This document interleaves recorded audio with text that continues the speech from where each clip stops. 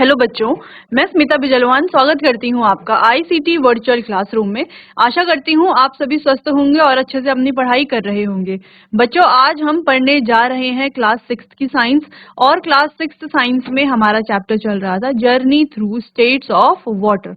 तो वाटर की स्टेट्स के बारे में हम बात कर रहे थे। अपने लास्ट लेक्चर में हमने बात की थी कि कैसे जो है वाटर की जो अलग अलग स्टेट्स है इनमें चेंजेस होते हैं। चेंजेस कैसे होते हैं? देखो, सॉलिड स्टेट से कैसे जो है लिक्विड स्टेट में चेंज होता है, लेकिन लिक्विड से वापस सॉलिड में भी चेंज हो सकता है ना। और लिक्विड स्टेट से गैसेज स्टेट में चेंज होता है, और गैसेज स्टेट से वापस जो है लिक्विड स्टेट में भी चेंज हो सकता है। ये अलग अलग प्रोसेस हैं, जैसे कि मेल्टिंग, फ्रीजिंग, इवेपोरेशन, कंडेंसेशन। ये कुछ प्रोसेसेस हैं जिनके बारे में हमने लास्ट लेक्चर में बात की थी। साथ ही हमने ये भी पढ़ा था कि अगर हम किसी एक कप में वाटर लेते हैं और उतना ही वाटर हम एक थाली में लेते हैं, एक प्लेट में लेते हैं, है ना।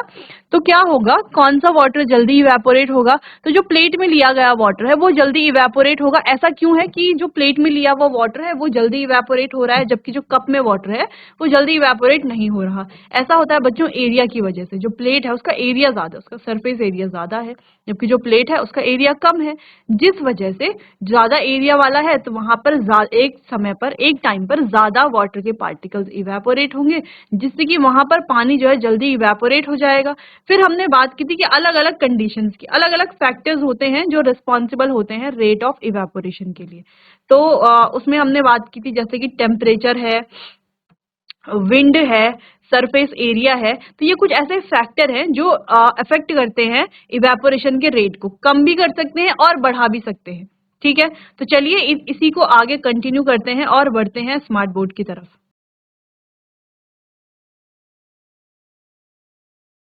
चलिए, तो एक बार थोड़ा सा रिवाइज कर लेते हैं। जैसे हम बात कर ही रहे थे कि क्या क्या हमने पढ़ा था यहाँ पर। तो देखो, कैसे सॉलिड और लिक्विड, ये जो है वाटर की अलग अलग स्टेट्स हैं। वाटर तो सेम ही है, ऐसे नहीं कि वाटर सॉलिड होते ही, यानी कि वाटर जो है आइस में चेंज होते ही, ऐसा नहीं है कि उसमें कोई चीज डाली जा रही है फिर वो आइस में चेंज हो रहा है, या कुछ चीज डाली जा रही है जिससे वो गैस वेपर में चेंज हो रहा है। तो ऐसा नहीं है। केवल वाटर तो सेम है, लेकिन केवल वो अपनी अवस्था यानी कि स्टेट में चेंज करता है। ठीक है, स्टेट को चेंज करता है। चलिए, इतना क्लियर है। फिर हमने ये प्लेट वाला बात की थी कि प्लेट में वाटर रखा गया है, तो कुछ समय के बाद हम देखेंगे ये गायब हो जाता है। तो गायब कैसे होता है? तो इसका रीजन ये है कि ये पानी जो है वो क्या होता है, इवेपोरेट हो जाता है, यानी कि गैसियस स्टेट में चेंज हो जाता है। फिर यहाँ से हमने डिस्कस की थी वाटर की 3 मेन स्टेट्स। ठीक है, चलो। फिर हमने एक और मिस्ट्री के बारे में बात की कि वाटर, मान लीजिए हमने कोई ग्लास टम्बलर लिया, उसके अंदर हमने चिल्ड वाटर डाला और कुछ आइस क्यूब्स डाल दिए।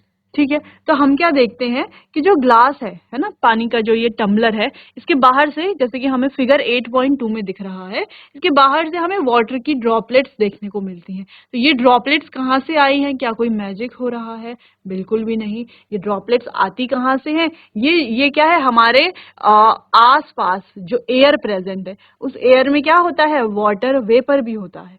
ठीक है, वही वाटर वेपर जब इस टम्बलर के ठंडे सरफेस पर टकराता है तो कंडेंस हो जाता है और लिक्विड में कन्वर्ट हो जाता है। तो ये होती है कंडेंसेशन की प्रोसेस, जहां पर गैसियस स्टेट से लिक्विड स्टेट में चेंज होता है, यानी कि वाटर जो है वो वाटर वेपर से वाटर में कन्वर्ट होता है। ठीक, चलो, ये भी हो गया था। फिर हमने यहाँ पर दो प्रोसेसेस देखी। अगर हम इवेपोरेशन और कंडेंसेशन की बात करते हैं तो ये दोनों प्रोसेस एक दूसरे के अपोजिट प्रोसेस हैं। देखो, इवेपोरेशन में क्या होता है, लिक्विड से वेपर में चेंज होता है, और कंडेंसेशन में क्या होता है, वेपर से लिक्विड में चेंज होता है। तो ये दोनों क्या है, एक दूसरे की अपोजिट प्रोसेसेस हैं। ठीक, कंडेंसेशन के कुछ एग्जांपल जैसे हमने सुबह सुबह ड्यू ड्रॉप्स देखी हैं प्लांट्स में। ठीक है, आगे बढ़ते हैं।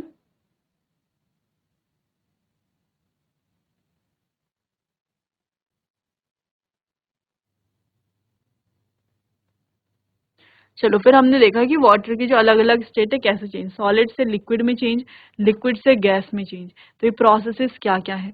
ठीक है, फिर हमने देखा कि ये सॉलिड से लिक्विड में चेंज होने के लिए हीट की आवश्यकता होती है, और लिक्विड से गैस में चेंज होने के लिए भी हीट की आवश्यकता होती है, जबकि गैस से लिक्विड में चेंज होने के लिए उसे कूल करना पड़ता है, और लिक्विड से सॉलिड में चेंज करने के लिए भी उसे कूल करना पड़ता है। ठीक है, तो दो चीजें हैं यहाँ पर। फिर हमने बात की सॉलिड जो है, यानी कि आइस की अगर हम बात करें, तो जो सॉलिड स्टेट है इनका एक फिक्स्ड शेप होता है, फिक्स्ड वॉल्यूम होता है, ये फ्लो नहीं करती, स्प्रेड नहीं करती, फैलती नहीं है। ठीक है, जहां पर है वहीं पर ही रहेंगे। वहीं अगर हम लिक्विड की बात करें तो इसका फिक्स्ड शेप तो नहीं होता, जिस भी कंटेनर में इसे डाला जाता है उसी का शेप ये ऑक्यूपाई कर लेती है, लेकिन इसका फिक्स्ड वॉल्यूम होता है। ठीक है, और इसके पास प्रॉपर्टी होती है कि ये स्प्रेड होती है ना, फ्लो करती है। जैसे पानी को कहीं पर डालेंगे तो वो जहां उसे बहने के लिए मिलेगा, ढलान मिलेगी, वहां की तरफ को वो बहता चला जाएगी, बहती चली जाएगी, यानी कि वाटर जो है वो स्प्रेड होता रहेगा। ठीक है, फ्लो करेगा। ठीक, नेक्स्ट वाटर वेपर की अगर हम बात करें, तो इसके पास ना तो फिक्स्ड वॉल्यूम होता है, ना ही कोई फिक्स्ड शेप होता है। ये भी क्या करती है, स्प्रेड करती है। ये वाटर के कंपैरिजन में तो बहुत ज्यादा स्प्रेड करती है। ठीक है, वाटर तो जितना वॉल्यूम है उसका एक ही जगह पे स्प्रेड करेगा, जहां पर भी है ना, कहीं पर गिरेगा तो जितना जगह पर वो फैल सकता है, जितनी उसे जगह मिलेगी उतने वो फैलने की कोशिश करेगा, लेकिन बहुत ज्यादा स्प्रेड वो नहीं होता। लेकिन अगर हम गैस की बात करें तो गैस में आपने देखा होगा कि अगर हम किसी रूम के एक कोने में परफ्यूम को स्प्रे करते हैं तो उस रूम में लगभग पूरे रूम में जो है उसकी स्मेल फैल जाती है, यानी कि गैस के जो पार्टिकल्स हैं वो बहुत फास्टर, बहुत जल्दी ट्रेवल करते हैं, और बहुत जल्दी क्या होते हैं, स्प्रेड होते हैं। यहां तक कि जो गैस के पार्टिकल्स हैं वो पूरा स्पेस, जिस भी जगह वो जाएंगे उस जगह का पूरा स्पेस वो ऑक्यूपाई कर लेते हैं। ठीक है, चलिए,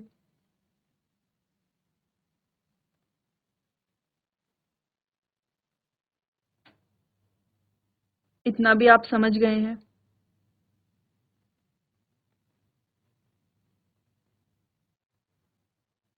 अब थोड़ा सा ये बात कर लेते हैं, आगे बढ़ते हैं।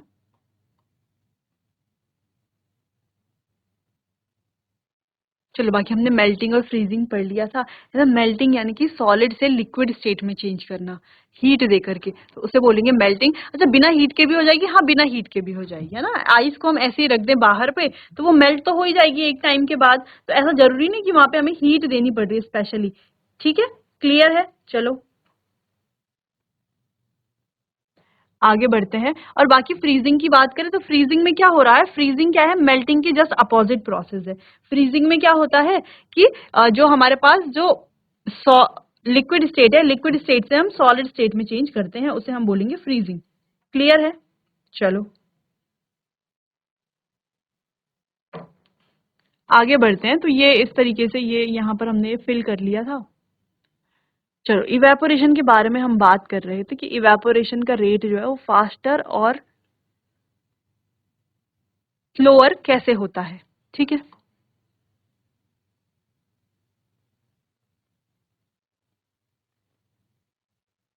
तो ये एक्टिविटी हमने की थी, हमने दो, एक वाटर की बॉटल कैप ली थी। ठीक है, और हमने क्या किया था कि एक का पानी तो कैप में ही रहने दी और एक का पानी हमने प्लेट में डाल दिया था। ठीक है, तो प्लेट में हमने देखा कि उसका एरिया बड़ा है, तो पानी वहां पर ज्यादा जल्दी इवेपोरेट होता है, और कैप का एरिया उतना बड़ा नहीं है जितना प्लेट का एरिया है, इस वजह से कैप का पानी देर में इवेपोरेट होता है। ठीक है, तो हमने क्या इसके कुछ और एग्जांपल हो सकते हैं क्या, कुछ और फैक्टर हो सकते हैं, तो हमने देखा कि हम क्या करेंगे, इस बार दो के कैप लेंगे, वाटर बॉटल की जो कैप होती है उनको लेंगे और उनको दो अलग अलग जगह में रखेंगे। एक को तो हम धूप में रख देंगे डायरेक्ट सनलाइट में, और एक को हम शेड में रखेंगे, है ना, शेड में रखेंगे। ठीक है, छाव में रखेंगे यानी कि।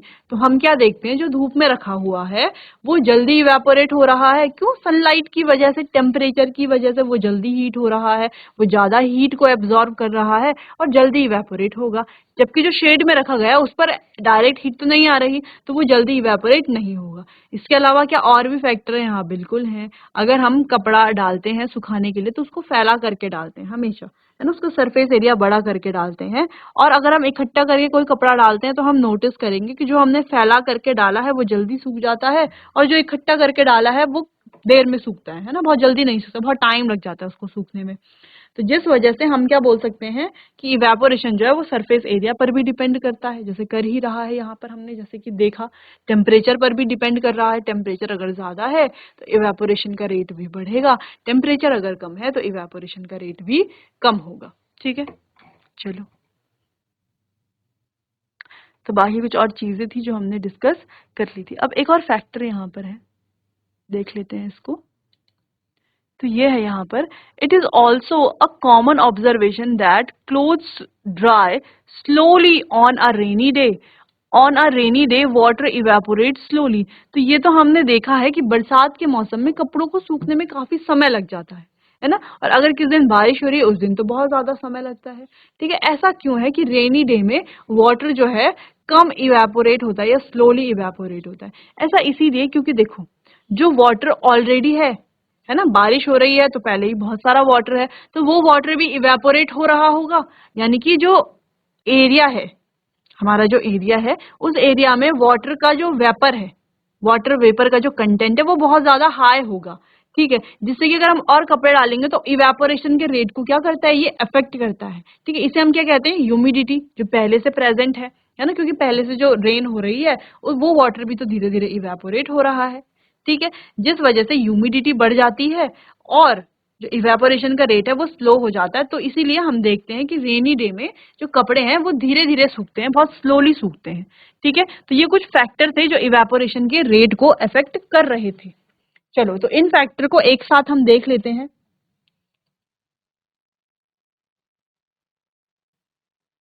चलो, तो एक बार आप देख लो क्या क्या हमने यहाँ चैप्टर में पढ़ लिया था। कुछ कुछ टॉपिक ऐसे हैं जो हमने यहाँ पर मेंशन नहीं किए, लेकिन हमने बुक में वो पढ़ लिए थे। ठीक है, मेल्टिंग क्या है, फ्रीजिंग क्या है, इवेपोरेशन जैसे हमने यहाँ पर भी देखा, ए और बी है ना। तो ए में देखो, ए का सरफेस ज्यादा है और बी का सरफेस कम है। सेम ऐसे जो हमने कपड़े डाले हैं उसमें भी ए का सरफेस ज्यादा है और बी का सरफेस कम है, जिससे कि क्या होगा, जिससे कि जिसका सरफेस एरिया ज्यादा है वहां पर इवेपोरेशन का रेट ज्यादा होगा, ज्यादा जल्दी इवेपोरेशन होगा, और जहां पर सरफेस एरिया कम है वहां पर इवेपोरेशन का रेट भी कम होगा। क्लियर है? चलो आगे बढ़ते हैं।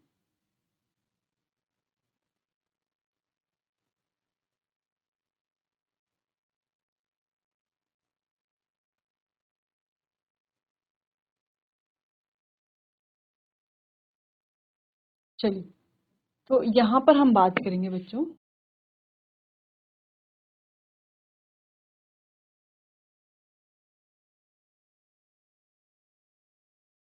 Factors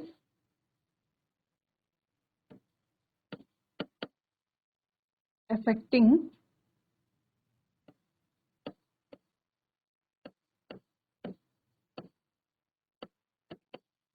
evaporation. यानी कि कौन कौन से फैक्टर हैं जो इवेपोरेशन को अफेक्ट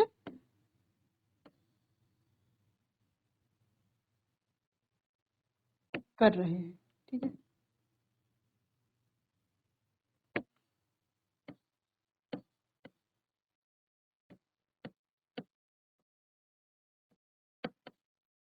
ये कौन कौन से फैक्टर हैं जो इवेपोरेशन को अफेक्ट कर रहे हैं। तो अलग अलग फैक्टर्स हैं यहाँ पर। अफेक्ट करने का मतलब है या तो ये इवेपोरेशन के रेट को बढ़ा रहे हैं या तो ये इवेपोरेशन के रेट को कम कर रहे हैं। ठीक है, यही मतलब है। चलो, तो देख लेते हैं। तो पहला हमारे पास है यहाँ पर, वो है टेम्परेचर।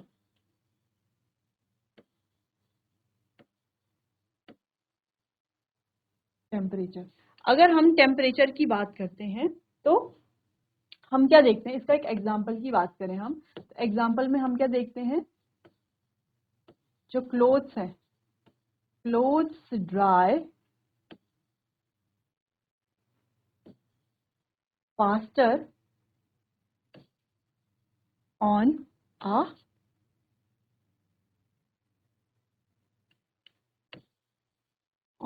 Hot day. तो किसी भी हॉट डे में कपड़े जो हैं ज्यादा जल्दी सूखते हैं। ऐसा क्यों होता है? ऐसा होता है टेम्परेचर की वजह से। ठीक है, तो आप चाहो तो ये वाला डायग्राम वहां पर नोट कर सकते हो। ठीक है, ये कपड़े जो हैं हॉट डे में ज़्यादा जल्दी सूखते हैं। ठीक, यानी कि टेम्परेचर जो है, यानी कि हम बोल सकते हैं कि टेम्परेचर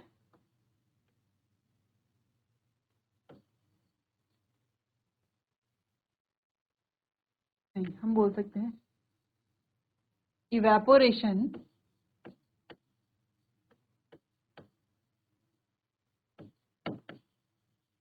increases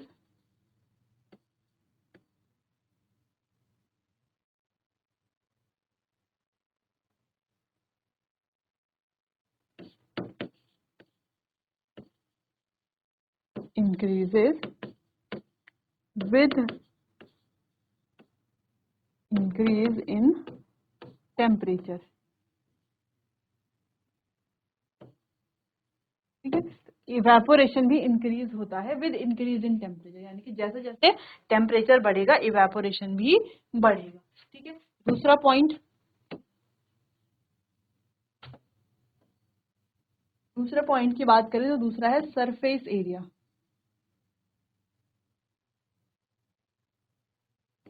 सरफेस एरिया की बात करें तो मान लो हमने एक ग्लास लिया है ना, टम्बलर लिया है, और दोनों में इसमें कितना डाला है हमने 50 ml वाटर, और एक हमने इस तरीके से पैन लिया है।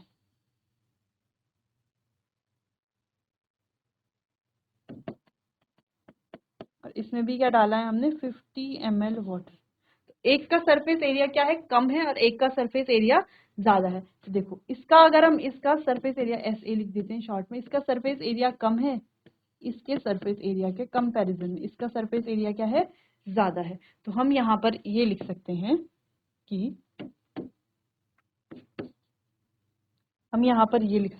कि वाटर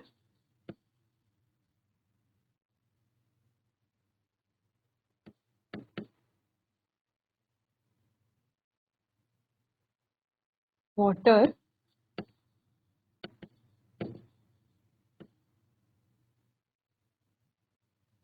ये लिखो यहाँ पर simple, water in a pan evaporates more quickly।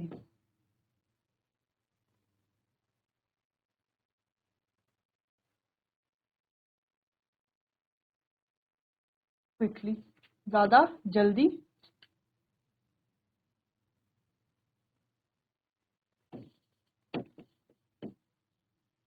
ज्यादा जल्दी यहाँ पर ये जो पैन है इसमें जो वाटर है वो ज्यादा जल्दी इवेपोरेट होगा। यानी कि हम ये बोल सकते हैं कि इवेपोरेशन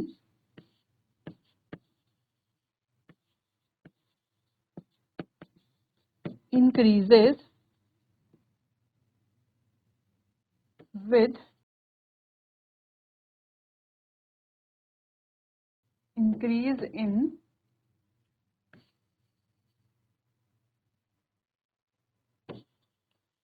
सरफेस एरिया। ठीक है, वाटर इंक्रीज होता, सॉरी, इवेपोरेशन का रेट बढ़ेगा जैसे जैसे सरफेस एरिया बढ़ेगा। ठीक है, तो पहला फैक्टर हो गया टेम्परेचर, दूसरा हो गया सरफेस एरिया। चलो अगले फैक्टर की बात करते हैं, पहले आप इतना नोट करो फिर नेक्स्ट फैक्टर लिखते हैं।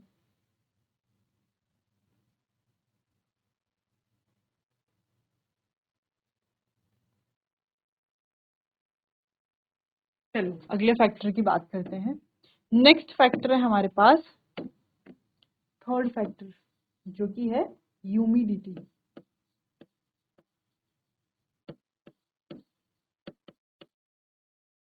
ठीक है, ह्यूमिडिटी की अगर हम बात करें तो ह्यूमिडिटी की अगर हम बात करें तो देखो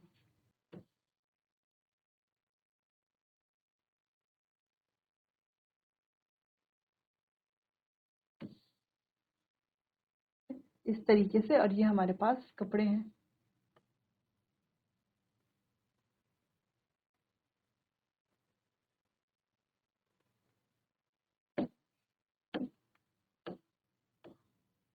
ठीक है,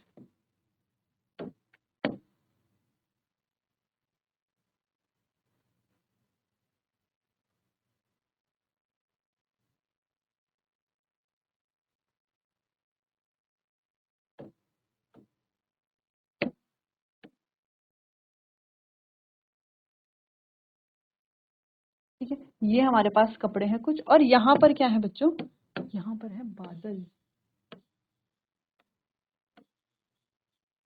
ठीक है, और पहले हुई है बारिश। तो अगर हम बात करें कि पहले बारिश हो चुकी है, तो पहले से ही वाटर का कंटेंट क्या होगा, पहले से ही वाटर का कंटेंट जो है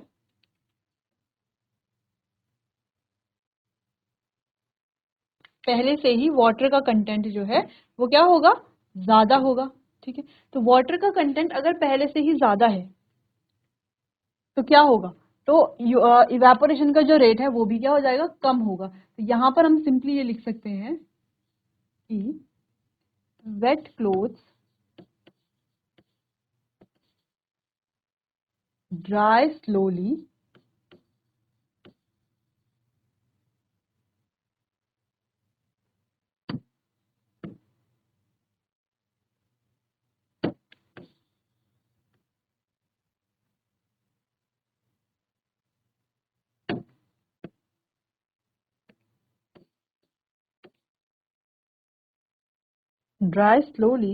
on a humid day, ठीक है। ह्यूमिड डे में ड्राई क्लोथ्स जो है वो स्लोली क्या करते हैं, सॉरी वेट क्लोथ्स जो है वो स्लोली ड्राई होते हैं। तो यहाँ पर हम लिख सकते हैं एक इम्पॉर्टेंट पॉइंट, जो कि क्या है, जो कि ये है कि evaporation decreases with increase in humidity. इसको उल्टा करके भी लिख सकते हैं कि evaporation increase with decrease in humidity. अगर ह्यूमिडिटी कम होती है तो इवेपोरेशन का रेट बढ़ जाएगा, ठीक है। नेक्स्ट बात करते हैं स्पीड ऑफ विंड। अगला फैक्टर है हमारे पास स्पीड ऑफ। तो विंड की स्पीड भी क्या अफेक्ट करती है इवेपोरेशन के रेट को, तो हाँ बिल्कुल इवेपोरेशन के रेट को ये अफेक्ट करती है। कैसे करती है, एक बार इसका एक एग्जांपल देखते हैं। देखो ये हमारे पास है ग्लास, इसमें वाटर है, ठीक है। तो अगर विंड की स्पीड ज्यादा है तो वाटर क्या हो रहा होगा, यहाँ से इवेपोरेट हो रहा होगा। लेकिन विंड जो है उसकी स्पीड ज्यादा है, तो विंड क्या कर रही होगी, इस पूरे इवेपोरेशन, ये जो वाटर इवेपोरेट हुआ है इसे यहाँ से हटा रही होगी, जिससे कि क्या होगा, अब यहाँ पर क्या हो चुका है इवेपोरेट, अब यहाँ पर इवेपोरेटेड वाटर तो नहीं है, फिर और इवेपोरेशन होगा, ठीक है। तो स्पीड ऑफ विंड क्या करती है, एक मेजर रोल प्ले करती है इवेपोरेशन में। तो हम यहाँ पर लिख सकते हैं बच्चों कि water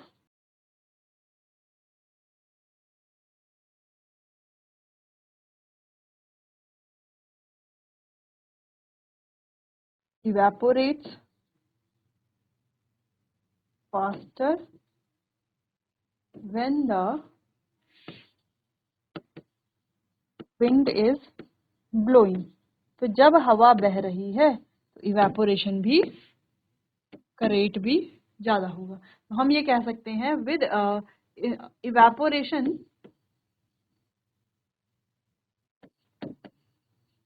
increases with increase in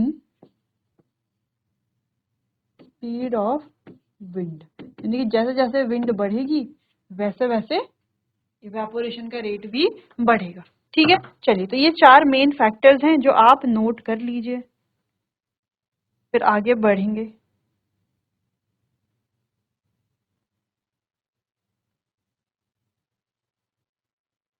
चलिए, तो नोट कीजिए इतना।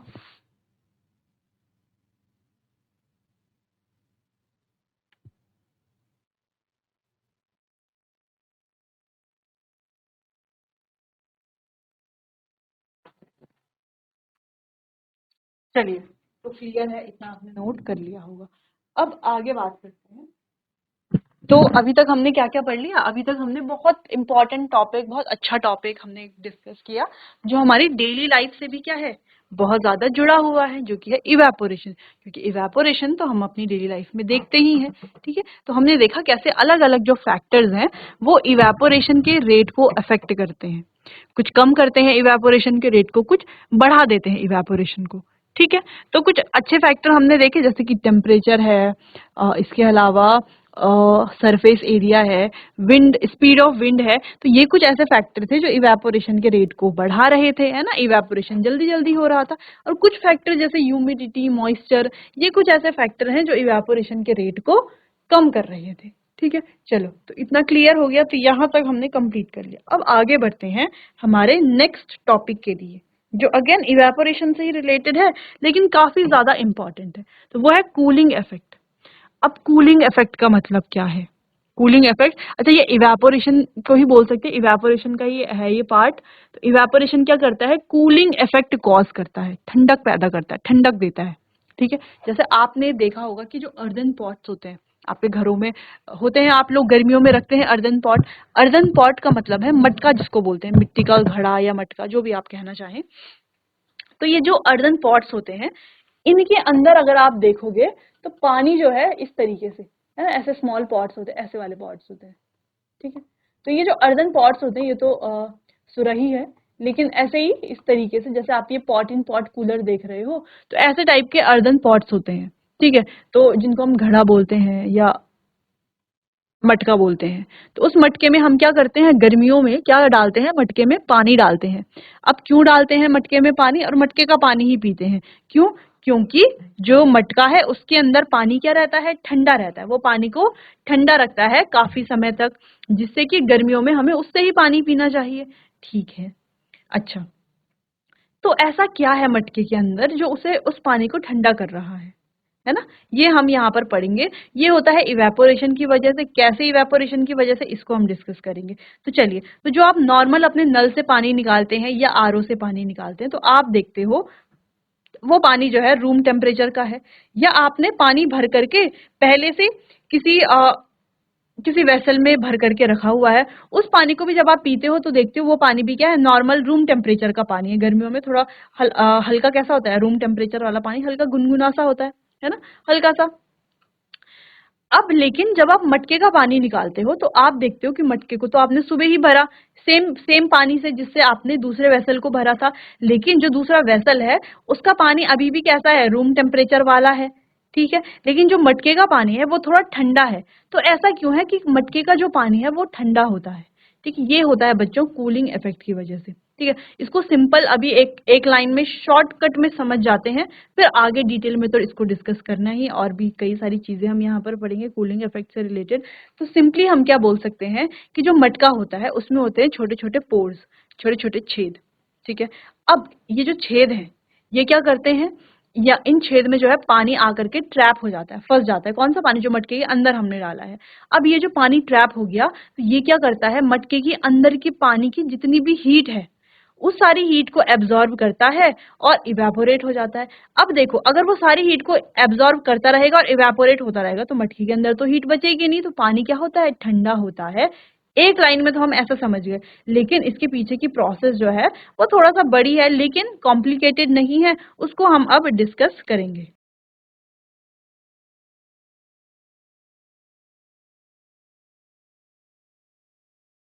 लेकिन फिलहाल हमने एक जनरल आइडिया ले लिया है कि कैसे ये इवेपोरेशन की प्रोसेस होती है। जैसे आप को अक्सर कहा जाता है कि गर्मियों में आपको जो है सूती कपड़े यानी कि कॉटन क्लोथ्स पहनने चाहिए। तो ऐसा क्यों कहा जाता है कि आपको कॉटन क्लोथ्स पहनने हैं गर्मियों में? क्यों? क्योंकि क्या होता है, कॉटन क्लोथ्स में जब वो जो हमारा पसीना होता है यानी कि स्वेट होता है, वो जब जाता है तो वो स्वेट क्या करता है, हमारी बॉडी की हीट को एब्जॉर्ब करके इवेपोरेट हो जाता है, जिससे हमारी बॉडी को ठंडक मिलती है बहुत भयंकर गर्मी में भी। ठीक है, इसके अलावा अगर हम देखते हैं कि कभी किसी को फीवर होता है, तो फीवर जब होता है तो हम क्या करते हैं, जो कोल्ड आइस यानी कि जो आइस है, बर्फ है, तो उसकी क्या करते हैं हम, उसमें जो हमारी जो पट्टी है या कोई भी कॉटन का कपड़ा है उसको डुबो करके हम अपने सर पर लगाते हैं। जब भी हमें फीवर होने का मतलब है हमारी बॉडी का जो टेम्परेचर है वो बढ़ जाता है, तो हम क्या करते हैं, ठंडे पानी की पट्टी करते हैं। तो ऐसा क्यों किया जाता है? वहां पर भी इवेपोरेशन ही क्या है, बहुत बड़ा फैक्टर है, वो भी इवेपोरेशन वहां पर होता है। तो क्या होता है, जो कॉटन की जो पट्टियां या कोई सी भी पट्टी है, जो हमने ली, तो उस पट्टी को जब हमने अपने हेड पर रखा, क्योंकि टेम्परेचर बहुत ज़्यादा है, हेड पर जब हम रखते हैं तो वो पट्टी क्या करती है, उसमें जो ठंडा पानी है वो पानी क्या होना चाहेगा, इवेपोरेट होना चाहेगा। तो वो पानी क्या करता है, हमारी बॉडी की हीट को एब्जॉर्ब करता है और इवेपोरेट होता रहता है। फिर कुछ समय के बाद हम देखते हैं ना वो पट्टी गर्म हो जाती है, फिर उसको वापस से ठंडे पानी में डुबो करके फिर हम अपने हेड में, माथे में उसको लगाते हैं। फिर वो हमारी बॉडी की हीट को खींच करके पानी इवेपोरेट होता रहता है, ठीक है, फिर पट्टी गर्म हो जाती है, फिर ये प्रोसेस चलती रहती है और धीरे धीरे ऐसे ही हमारी बॉडी का जो टेम्परेचर है वो हम कम कर लेते हैं बिना किसी मेडिसिन के। ठीक है, तो थोड़ा बहुत कॉन्सेप्ट आपको समझ में आया होगा इवेपोरेशन का और कूलिंग इफेक्ट का।